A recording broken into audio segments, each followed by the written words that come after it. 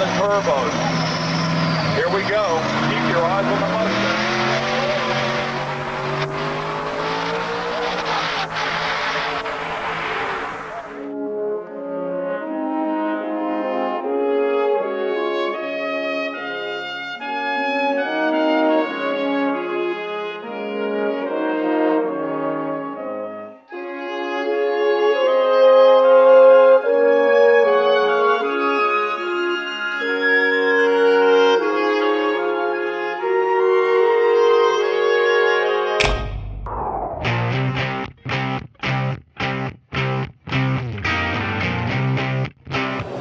Hey guys, so this spotlight video is going to be about this car behind me.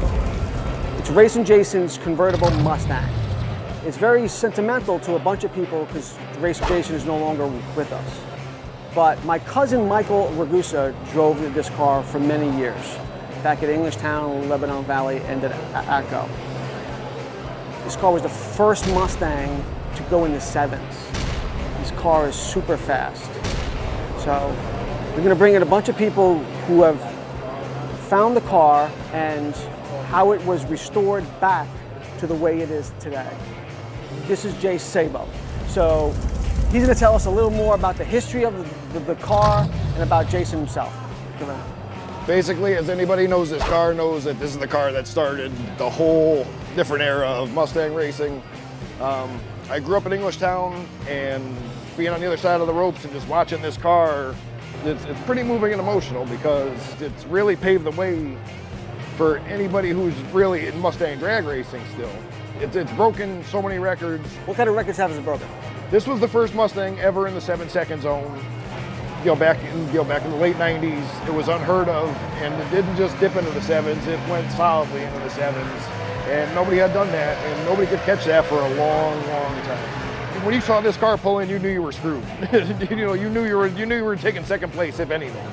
Yeah, and I remember, I always remember being in the pits at Englishtown. We would go over, and Jason would always take the time to talk to you. He wasn't cocky about it. He was just a real down to earth, happy guy. And then Mike would always take time to talk to you. Watching his driving abilities was insane because this car was a handful.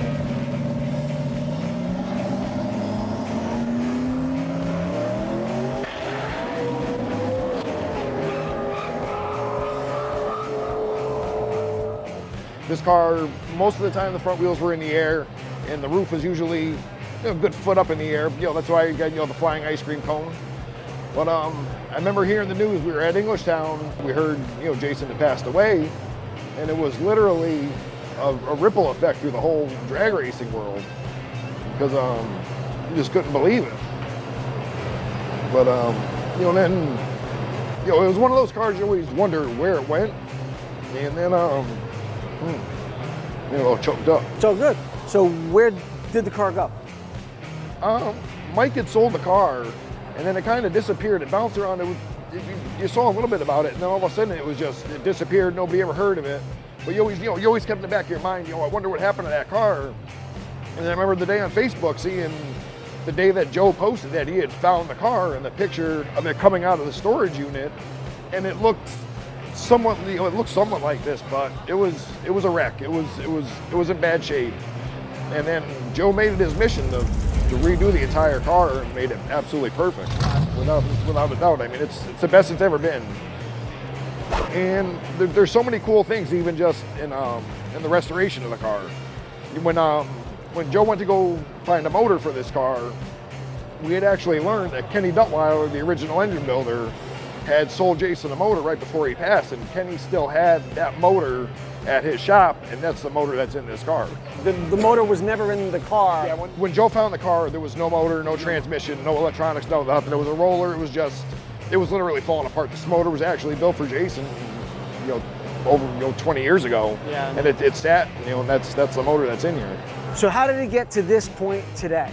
Yeah, when Joe got the car, it went back to the original chassis builder, CNF Race Cars. It went to Vincent Auto Body. They restored the whole body. It's actually the original doors on the car, original nose, original top, original wing. It's all the original parts that Jason had on the car. Even the stickers on the car were done by the original guy. Right, the original guy, yeah. Yeah. It looks just like it did. It looks just as I remembered it as a kid. Exactly. He literally went to his computer, pulled up the file, and did it. He still had it. He still had it on the computer. Yeah. So this is Bill Miller. Bill Miller. I keep forgetting that. So you work on the car now. Yes. You've gotten the car ready for the actual track.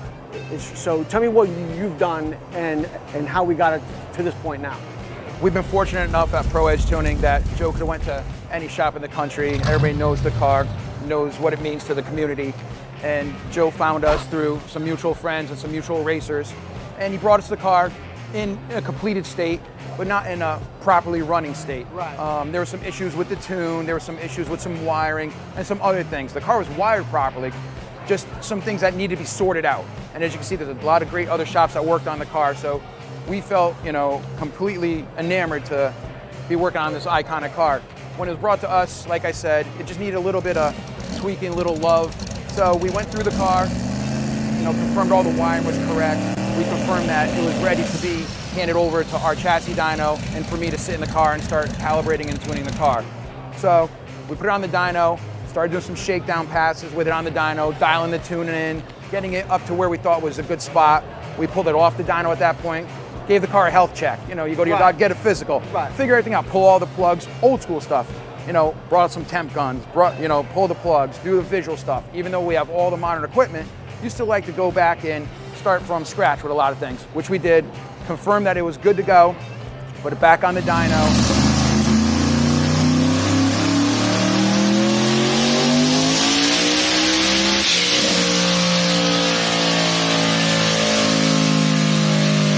I ran through the tune and, we've been fortunate enough at Pro Edge Tuning to be the tuner and now the wrench of the car. So can we talk numbers? Even though the car hasn't been out on the track yet, can we talk?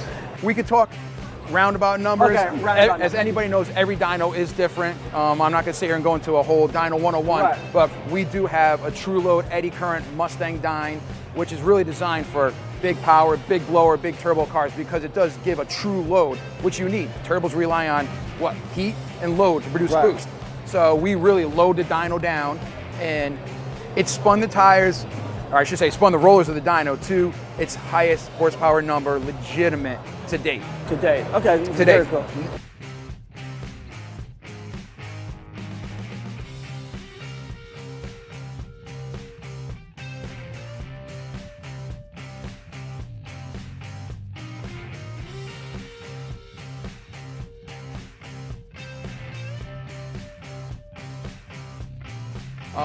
And we shut it down early, nice and safe, and we still left some room to grow.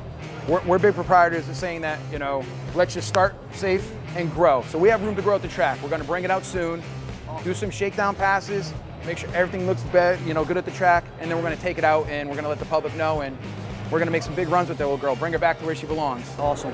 Very cool. Well, I thank you for talking to me. Pleasure. I appreciate it. The car has a lot of sentimental value. Like I said, I've met Jason a handful of times, but my cousin drove the car for a long time, and it's like it's part of the family. It is. It's part of And that part family's of Mustang history. huge. That family has grown over the years to incorporate a lot of different people, and it's just amazing. It is. It's been our pleasure. It's been a pleasure meeting you. Absolutely. Joe's been a wonderful host with this car, and we're just proud to have it in our shop and be under the banner of Pro Edge now. It's an amazing car. It really is. It's been part of my family since I was a kid. And it means a lot to have the car fully restored back to the way it was when I sat in it when I was like 13. So, guys, that's it for now. We'll catch you next time on Banging Gears.